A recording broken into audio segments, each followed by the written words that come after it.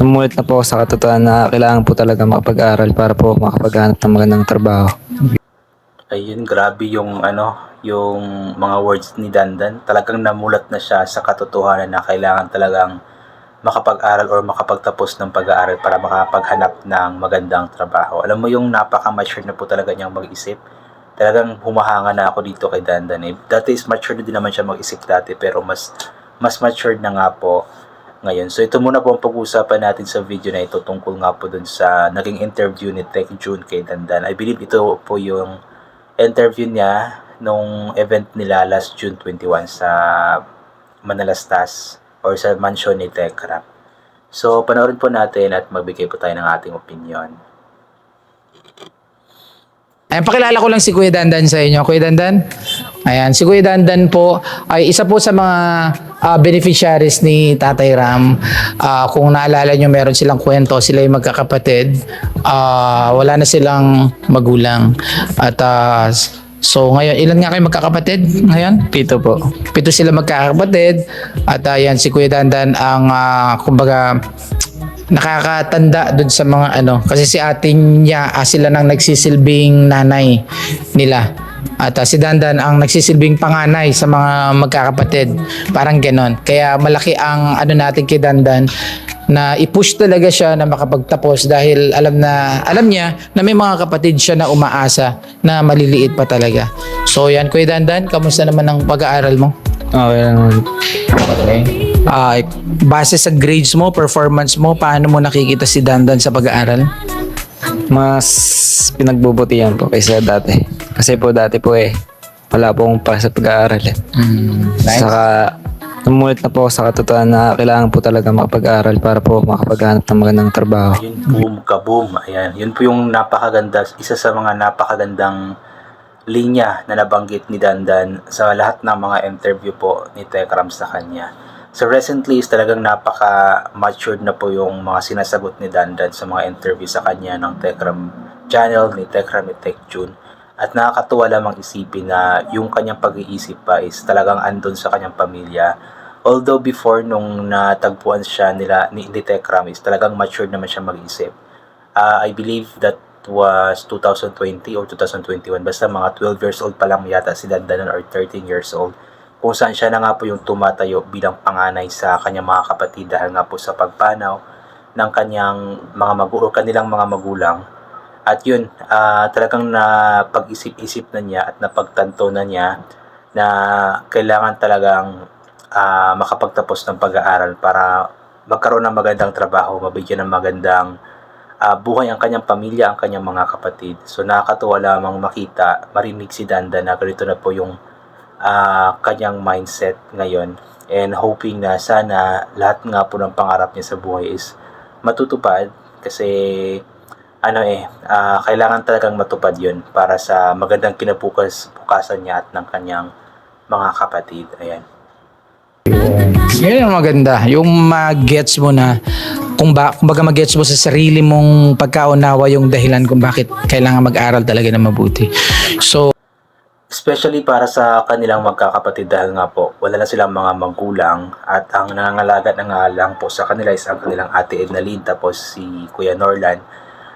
Talagang kailangan nilang pagsikapan ng kanilang pag-aaral kasi kumbaga ito na lamang yung kanilang pambawi sa lahat ng pagmamahal at pagtulong sa kanila ng ate Ednalyn at Kuya Norlan nila. At the same time yung pagtulong ni Tekram at ng mga sponsors sa kanila, kailangan talagang mag-aral lang mabuti, especially ni Dandan kasi nga po maraming mga tumutulong sa kanya, maraming mga nagmamahal sa kanya.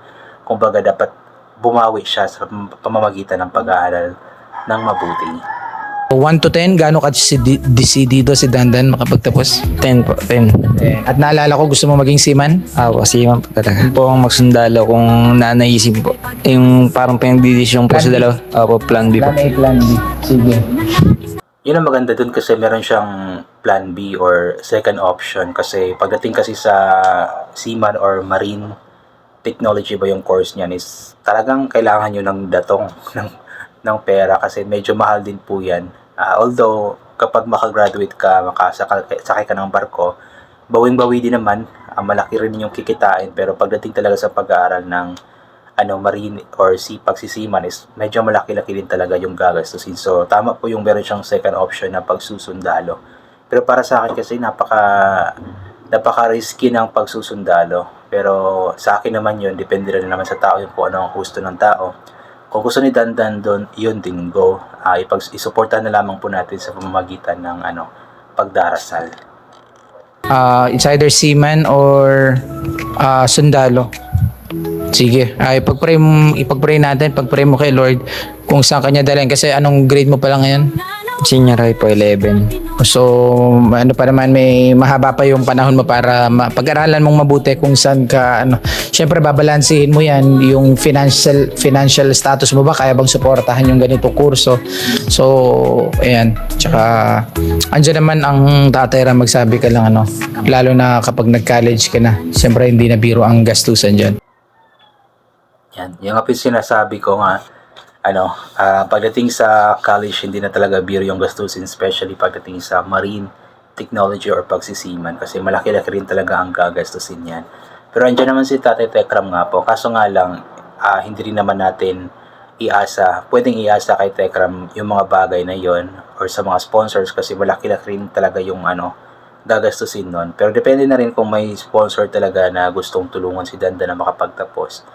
At ipag-pray po natin na ganoon na lamang po. Kasi pagdating talaga sa siguro financial status ng family ay hindi pa talaga kaya yung ganoon. Especially na ilan ba sila nag-aaral? 5 or ay 6 pala. Si Dandan, si JB, si Renz, si Bunso. Tapos yung anak nila Ate Ednaline.